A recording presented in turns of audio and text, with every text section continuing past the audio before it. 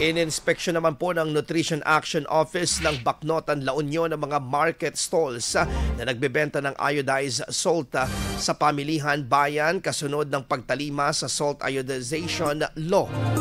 Tiniyak po niya may sapat po na iodine ang mga binibentang asin at sumusunod sa pamantayan ng batas sa mga manlalako.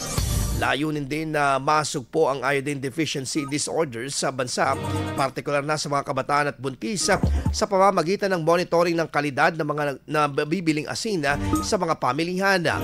Paiigtingin din ng mga tanggapan ng koordinasyon sa iba pang ahensya upang magkaroon ng nagkakaisang hakbang sa implementasyon ng salt iodization law sa nasabing bayan. IFM News. IFM News. IFM News.